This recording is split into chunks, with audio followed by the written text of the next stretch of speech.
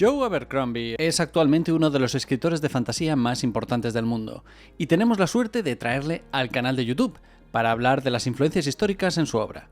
Por si no le conocéis, escribe fantasía, sí, pero no la de elfos brillantes ni magos sabios. No, Abercrombie es el tipo que te pone a un inquisidor con el alma hecha pedazos discutiendo sobre tortura mientras filosofa sobre la burocracia. Es el autor que te cuenta una batalla épica desde el punto de vista de un tipo que se hace de vientre encima. Es grimdark del bueno.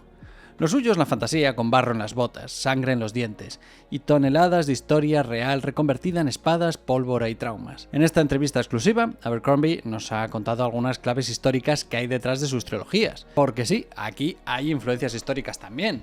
Aquí hay vikingos, cruzadas, revoluciones industriales, guerras civiles, invasiones y una buena dosis de nihilismo británico. Vamos a desmenuzarlo. Bienvenidos a un nuevo vídeo en el que vamos a analizar toda la historia que hay detrás de un producto de la cultura popular. Hoy vamos con Abercrombie, uno de los mejores escritores de fantasía actual, y sí, esto es algo que hacemos de vez en cuando en el canal. Vamos a un producto de ficción y vemos sus influencias históricas, de dónde han sacado ideas. Lo hemos hecho con Tolkien, que tiene influencias históricas bastante obvias, pero también, por ejemplo, lo hemos hecho con Canción de Fuego y Hielo, con Juego de Tronos, también lo hemos hecho con Warhammer e incluso lo hemos hecho también con World of Warcraft. Cualquier mundo de fantasía tiene influencias históricas y, bueno, toda la literatura de Abercrombie no va a ser menos. Gracias a la editorial Runas tenemos al propio escritor en el canal, que me encanta, y es verdad que tener a Tolkien en una charla, por lo que sea, era más difícil, pero para esta ocasión, pues mira, sí que podemos contar con el autor. My YouTube channel is about to teach history. I'm history popularizer through popular culture, video games, music, movies, and also fantasy. And I have some videos about historical influences in Game of Thrones, which are quite easy. Of course. And Lord of the Rings, which are quite easy. Absolutely. And I would like to do the same with your books. Okay, I hope not to embarrass myself. No, Not at all. Historical knowledge. No, not at all. I mean, I write fantasy because the joy is you don't have to be accurate.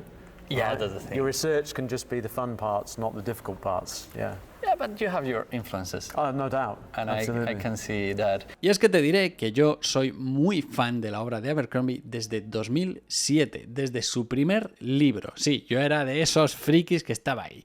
Yo, el librero del barrio, que me conocía, cuando entonces ibas a una librería y no comprabas todo online, pues me conocía, me iba recomendando libros y sabía que me había leído todo, en parte gracias a Blind Guardian. Dragonlance, Crónicas de Narnia, Señor de los Anillos, Elric, me había leído todo. Y él me dijo, a ver, alguien que le gusta el metal y que le gusta el death metal, tiene que leer a Abercrombie, esto te va a gustar. Y desde entonces he leído todo, lo he visto en varias charlas, tengo 2 libros firmados suyos y ahora el tercero, que se ha publicado este año. Me encanta este autor, me encanta haber podido tenerle aquí en el canal y además creo que con mi proyecto musical, con Nunage, va a haber una canción dedicada a su literatura, a su obra, a sus mundos de fantasía, porque la verdad es que me encanta. Pero venga, vayamos con las influencias históricas. Y vamos desde el principio, vamos a empezar con la primera trilogía. La primera ley, que se compone de la voz de las espadas, antes de que los cuelguen, y el último argumento de los reyes. Esta fue su carta de presentación y es una declaración de guerra a la fantasía tradicional.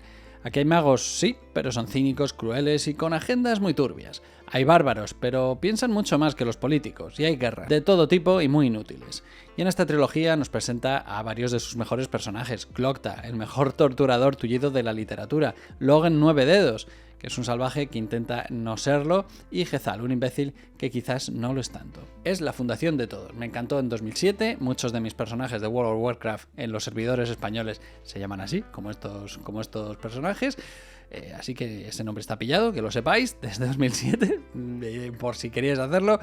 Y son personajes memorables. ¿Dónde vemos las influencias históricas aquí? Lo cierto es que es un mundo de fantasía un poco al uso, y viniendo del Reino Unido, pues es verdad que no podemos evitar olvidar que, parte de la cultura inglesa actual, uno de sus hitos fundacionales es haber tenido a los vikingos varios siglos metidos por ahí. Así que sí, además de un mundo medieval, de reyes, de monarquías y típicos magos, que no son una influencia histórica, pero sí literaria, creo que la mayor influencia la encontrábamos en esos pueblos del norte, que es muy típico, por otra parte, de la literatura de fantasía. And I was thinking, okay, historical influences. Of course, there's a lot of Norse Viking thing in the first trilogy? Yeah, there's a little bit. I mean, perhaps less than it seems, because there's a culture of the North, right, and the Northmen, and I think people think of Northmen, they think of Vikings.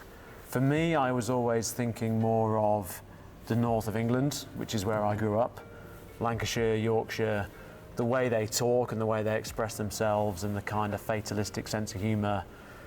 For me, that's the north of England where I grew up, although the north of England was Viking for a few centuries, and so there are certainly some Viking connections to that part of the world and to everything north of the line across England. There's kind of a diagonal line across England. North was Viking, south was Wessex, and so there are some definite Viking influences.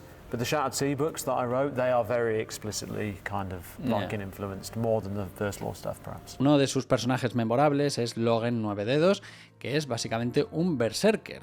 Ya sabéis, estos vikingos que se tomaban estas setas, se cree que la manita muscaris, y entraban en furia y no se controlaban. Logen Nueve Dedos es uno de sus personajes míticos y es básicamente un guerrero del norte. Oh, yeah. I think this kind of berserk people, they That's true. go in rage and they cannot stop, is kind of related as well, right? Yeah, definitely. I mean, Logan was partly my take on what a berserker might look like.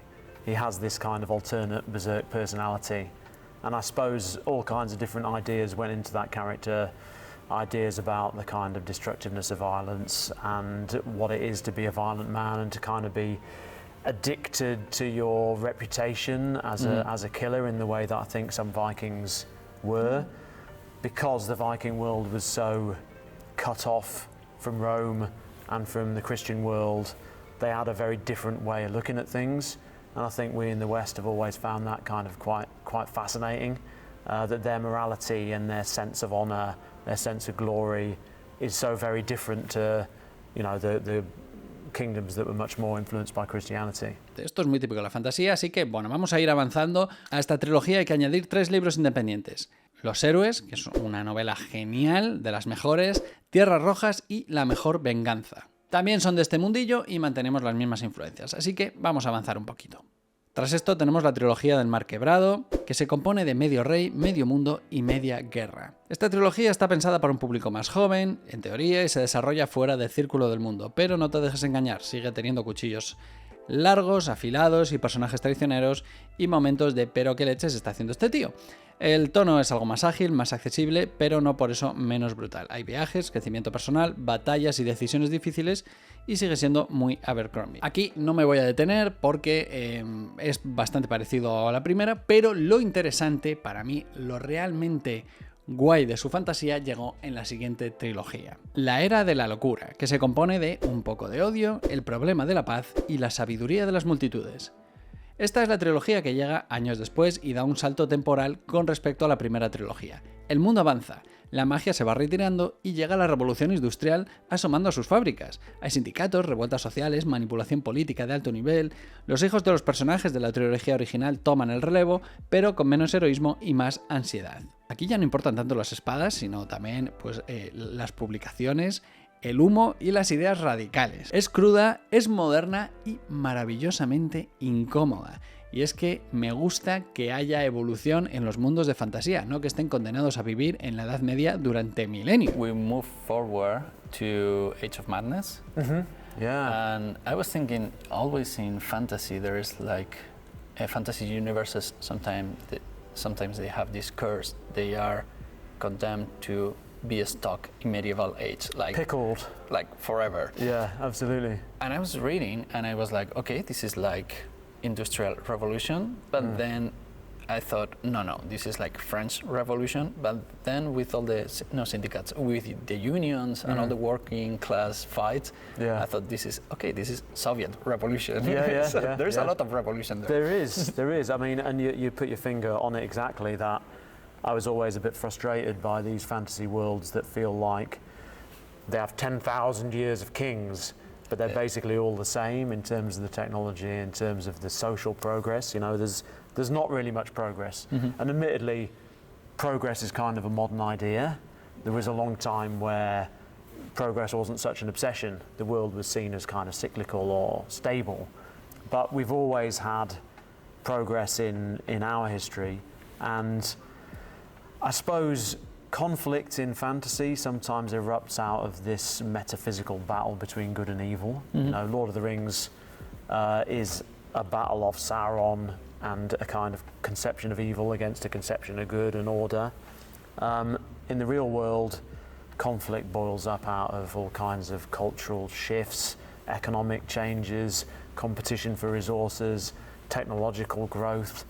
And I suppose I wanted my world to reflect those things. And so The Blade itself and the first Lore books, the original trilogy, happens in a kind of time of social flux. I suppose it's the rise of the merchant class was what I was thinking of, really. And for the Age of Madness, I wanted to move the story on to what seemed to me the next big kind of social and political upheaval, and that was the Industrial Revolution. So the Industrial Revolution, as it kind of occurred in the late 18th century, I suppose it's early Industrial Revolution rather than getting into the real Dickensian smokestacks and so on. But I found that period fascinating, the social shift, the kind of spreading out of wealth, the growth of an entrepreneurial class, unions, Luddites in England, you know, people who resisted the coming of the machine. I found all that fascinating, and it felt like ground that's not often covered in fantasy. Yeah. And so to take a fantasy world into the Industrial Revolution and then a kind of social revolution, where I was thinking of the French and the Russian, as you say, both of those together, just seemed like an interesting backdrop to tell a fantasy story. Podemos encontrar enormes influencias, fijaos ya en estas portadas maravillosas, en la revolución industrial, viendo cómo el mundo se va actualizando poco a poco, cómo va llegando pues, la producción un poco más masificada en las fábricas. Al mismo tiempo lo une con una revolución francesa donde la gente se empieza a cuestionar dónde está el interés de tener una monarquía que no les ayude a tener una vida mejor. Y por otra parte llega también la revolución, probablemente influenciada por la revolución bolchevique, en la que la gente que trabaja en la fábrica, como consecuencia de trabajar en la fábrica, pues tiene que buscar la defensa de sus intereses y no estar explotado. So maybe in next trilogies, World War or, Well, Internet. Or I think, you know, World War I is certainly World War I and the industrialization of warfare. Yeah. I suppose is kind of potentially rich ground, I think. But we'll have to see exactly how things come together. I'm also interested in the idea of magic returning to the world because the first Lore has this kind of quite a common backdrop to fantasy, is that magic is leaking away, the elves are going into the west, the years of myth and legend are behind us and a more prosaic age is coming. And the Age of Madness very much has that backdrop. So I like the idea of, you know, magic returning to a more industrialized world and the collision between magic and that technology. That will be a good background. I will love it. Y llegamos a Los Diablos. Los Diablos a mí me ha encantado. En parte porque tiene un toque más de comedia, hay gente que esto le ha despistado un poco. Abercrombie ha dicho que el siguiente de esta trilogía va a estar ambientado en este mundo, va a ser un poquito quizás más oscuro, no tan de comedia, pero me ha encantado. Me ha encantado el planteamiento que tiene esta novela y desde luego tiene influencias históricas. Estamos en una Edad Media europea, pero cambiada.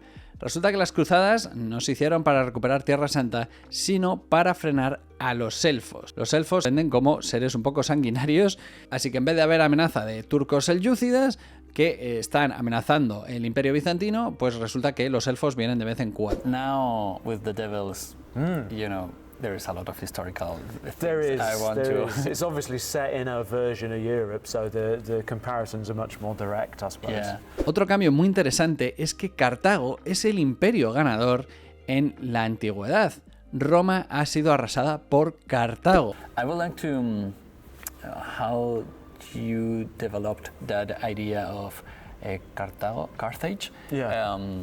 As the winners of the Punic Wars, or Troy as the winner. You with the chat we had a couple of days ago. Yeah. You talk about it, but how you came up with that idea? Yeah, so it's difficult. Often with ideas, it's hard to pin down after the fact exactly where they came from or exactly where they rose from. But I've always been quite interested in Carthage. I mean, it feels like a road not travelled in history, in a way. obviously Carthage is a very strange culture. It's North African, but it's also Greek. It kind of arises out of the Phoenicians, Lebanon, very strange mixture of cultures and different ideas going into Carthage. Very unlike the Romans. They were almost forced into becoming an empire in a way they didn't necessarily want to by conflict with the very militaristic, very acquisitive kind of Roman Empire. So I've always been interested in Carthage, and it felt like one interesting point of kind of change from a traditional Europe would be to have Carthage as the victorious empire and the one that had defined the history of the Mediterranean basin. And so that just felt like a natural and interesting way to go. And Carthaginians being witches, of course, also adds to that. It's quite new. I like this. It's fresh. I mean, that's good. It's good that it feels that way. Yeah. Fantasy deals so often with very classic ideas of medieval Europe that are quite hackneyed, quite Hollywood ideas, aren't necessarily very like the reality of medieval Europe. And so often I find really good historical fiction can feel much more alien and strange, getting into, say, the Viking mindset. Than fantasy books where you often have this very modern kind of mindset in a medieval theme park, you know?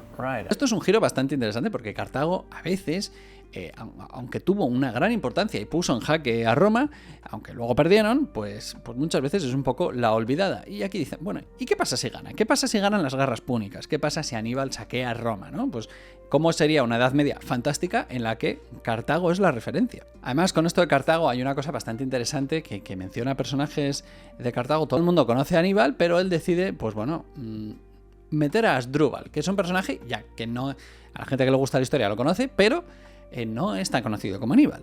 Y Asdrúbal aquí es básicamente un mago hechicero referente. I like this way to switch the history and fantasy. And also you mentioned in the book Asdrúbal. Right. Like a great sorcerer or mage or wizard. I don't know exactly the word in English. Yeah. It's a magician or witch engineer or And I was thinking like, okay, Asdrúbal, like the brother of Hannibal. Yeah. But they were all, there's like only sort of 5 Carthaginian names historically, aren't there? They said there's like 15 different Hasdrubals. There's a Hasdrubal the Handsome, there's a Hasdrubal who's Hannibal, one of Hannibal's cavalry officers was a Hasdrubal. They kind of, the same names keep coming up. Hanno, Hasdrubal. There's a couple of others that. So there is a huge research here because I knew like a bit, yeah. I mean, but as I say, of kind of quite a scattergun thing. And I suppose Hannibal's a real classic and obvious thing when people think of Carthage. Hannibal is sort of very much the most known figure of that culture, really. So you went to Asdrúbal, which is but more for the nerdy people. Little hints, and you know, likewise with Troy and the Trojan Wars, there's a little sequence where there are reliefs on a ceiling in Troy which show an alternate version of the Trojan Wars where Hector beats Achilles and Cassandra outwits Odysseus and those kind of things. So for people who are familiar with those stories, it's just a little, this is a little fun thing. The world's not quite the same. Ha habido una división del imperio en el este y en el oeste, lo que nos recuerda a la división de Roma. Pero el Imperio Bizantino se mantiene con una particularidad muy interesante, que es Troya, la capital. Troya, sabéis que es una ciudad que existió y se mantiene. Y todas las descripciones que hace del arte, tanto del Salón del Trono, corresponden mucho a lo que podríamos recordar, pues eso, a Constantinopla, y las ilustraciones corresponden al arte bizantino. Me gusta cómo habla de una cruzada que es completamente inútil, que va de camino a donde se supone que van a atacar los elfos, pero se queda en Italia y deciden saquear por ahí y vuelven a casa sin cumplir su objetivo. Y esto es básicamente una referencia a la Cuarta Cruzada. La Cuarta Cruzada, que ocurrió entre 1202 y 1204, nunca llegó a Tierra Santa. Los cruzados querían ser pagados, pero los llevaban de un sitio a otro en diferentes misiones con la promesa de pagarles hasta que llegaron a Constantinopla, donde tenían que ayudar a uno de los candidatos al trono. Pero después de que ese candidato al trono pactase codirigir, correinar con el otro oponente, pues les dejaron sin pagar y la Cuarta Cruzada nunca llegó a nada. Y aquí te lo menciona como una nota al pie, en plan, bueno, esta cruzada en la que no pasó nada de lo que se pretendía al principio, o sea, se nota que ha ido metiendo diferentes perlas. The Fourth Crusade was the one where they ended up conquering Byzantium, basically, wasn't it? Conquering Constantinople and never getting any further than that.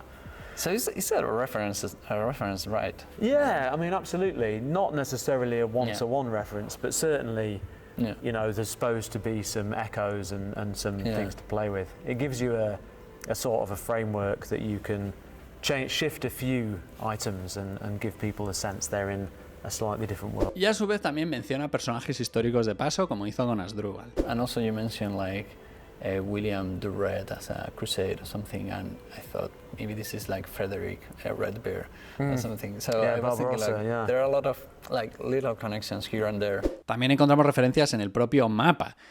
Joe Abercrombie en una charla nos dijo que básicamente los mapas medievales, pues bueno, los pobrecillos pues lo hacían como podían, pero no son muy útiles. Ha hecho un mapa pues claramente como se creía que era en la Edad Media y bueno, ha puesto ciertas regiones reales, como también, fijaos, en España también ha puesto ciertos reinos de la época medieval. También menciona que hay un personaje que es de León, pero que ha estado en Avilés. Y esto es claramente una referencia al Festival Celsius, que es el festival de fantasía y ciencia ficción más conocido de España y uno de los más conocidos del mundo. Por ejemplo, para que os hagáis una idea, Sanderson ha dicho que ya solo va a ir a 3 festivales. Uno en Estados Unidos, no sé si la Comic Con, otro en Londres y este festival en el Celsius de Avilés, en Asturias, que este año, por ejemplo, ha estado también Sanderson ahí. Y Abercrombie suele ir todos los años, es muy bienvenido, suele dar una charla y, bueno, da gusto tenerle siempre por ahí, ¿no?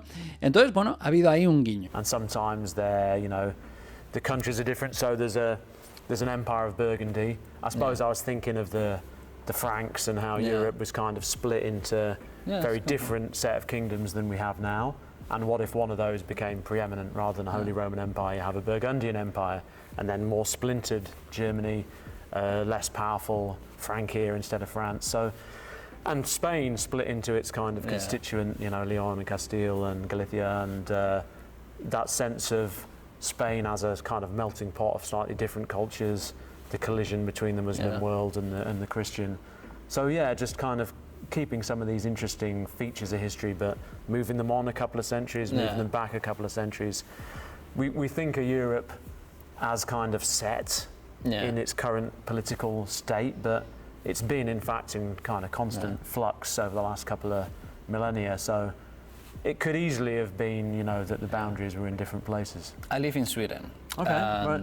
In the map is dark land or dark part. Yeah. And I think this is very unfair because half of the year is sunny. It's true, it's true. It's dark land, true, but only 6 months. I suspect they think of it as dark from a spiritual point of view. Okay, I completely agree. I think because I've always been fascinated by you know, the way that Scandinavia and the Viking world was separated from Rome, was separated from the kind of Latin way of thinking, and separated from the Christian way of thinking. And it gave it a very different tone until, you know, Harold Bluetooth spoiled everything by Christianizing, because one God, one king, that's a way to, you know, impose a nice power structure onto people who otherwise don't like it.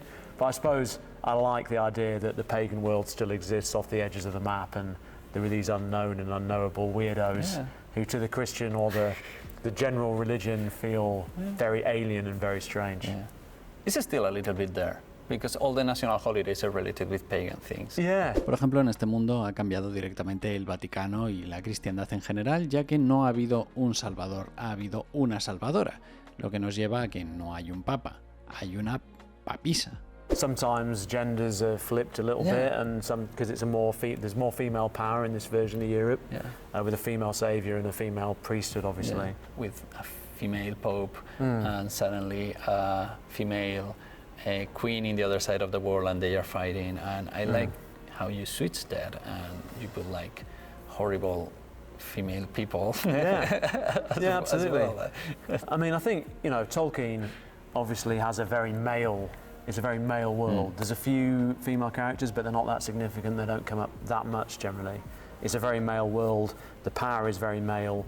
And our conception of European history is that it's been all men all the way down the whole time, which I think is a more Victorian notion in a way than a medieval one. Obviously in the Viking world, there were a lot of influential women. Women would often own the property, would take charge of things while the men were, you know, away going a Viking, sailing off into the distance. The women would run things at home. And there've always been kind of powerful and influential women throughout history, but it's very easy as a writer to end up with a very kind of male power structure, male priests, male kings, male advisors to kings. And so by pulling out a couple of those and bringing some women into the story kind of more naturally, I think it just helps to give some variety and some range of tone. And the female characters you have then don't have to just be, well, the love interest and the mother. You know, you can have female characters who are characters in their own right, who are varied and who are very unpleasant. Yeah, you know, exactly. Which is it's always nice to give the women an opportunity to be as vile and destructive as the men. Yeah, okay, that's a true equality. Of course, just the story as with you. Claro, a raíz de esto se me ocurrieron otras preguntas, y es que, por si no lo sabíais, los Diablos, a los derechos los ha comprado James Cameron, ¿sí? Sí, el famoso director de cine, que al parecer ya se ha cansado de la saga de los monos azules de Avatar, pero claro, todos estos cambios, pues a lo mejor pueden molestar un poco a día de hoy a determinados sectores. With the sensibilities probably in a potential movie, how you deal with the possibility to put a female pope. Because, I mean, for me it's quite fun. It's very interesting. I would say, I'm totally in, but... Does it become an issue? It's not something that's been discussed yet, actually. And I must say I was expecting more objection, more worries, more concern about that than there has been, because there's been almost none, actually. Oh, cool. There was in New York, I was in the Barnes & Noble there doing an event, and someone kind of started praying loudly and shouted, "Christ is King!" I think just because they saw the devils and thought, oh, this is something I need to object to.